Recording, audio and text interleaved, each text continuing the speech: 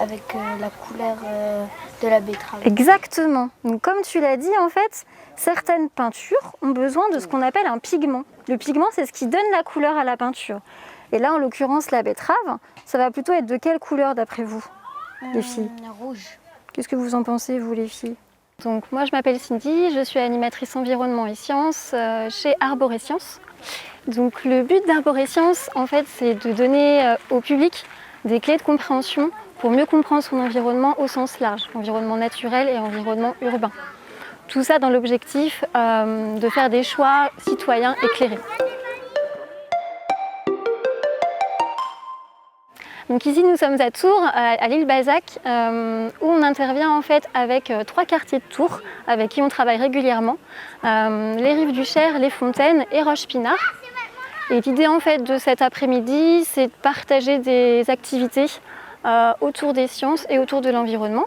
Donc nous on propose des choses autour de l'aquarelle végétale, mais il y aura aussi des fusées à eau, des ateliers pour faire ce qu'on appelle des tawashi, donc des éponges faites en matière récupérée.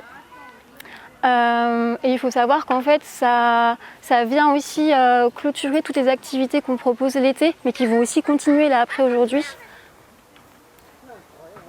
Est-ce que vous avez reconnu les pièges? Ah. Alors sur la cochenille, il y a bien un piège. C'est pas lui. C'est pas lui, mais c'est vraiment pas évident. Non, c'est normal. Parce que moi je me suis dit parce C'est pas grave. qu'il y a des points noirs. Oui, alors ça aurait été une très bonne idée.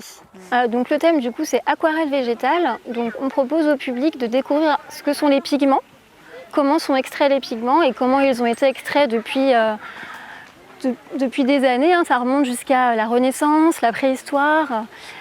Et puis après, une fois qu'on a mieux compris comment sont extraits les pigments, on va extraire un pigment. Donc là en l'occurrence ce sera un pigment issu du chou rouge et un pigment issu de l'épinard. Et avec ces peintures, après on fait une esquisse. Et on la remplit et on fait ce qu'on appelle une peinture à l'aquarelle.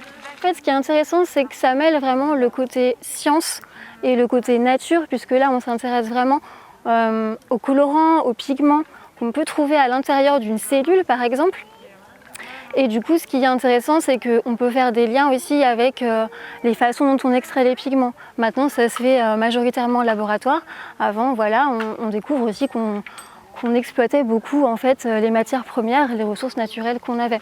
Et ce qui est intéressant, le petit plus, c'est le côté artistique. Donc vraiment le côté art et science, de créer quelque chose, de repartir avec pour valoriser l'activité qu'on a fait auprès de ses proches. Ça, c'est vraiment le petit plus et c'est ce qui plaît généralement au public.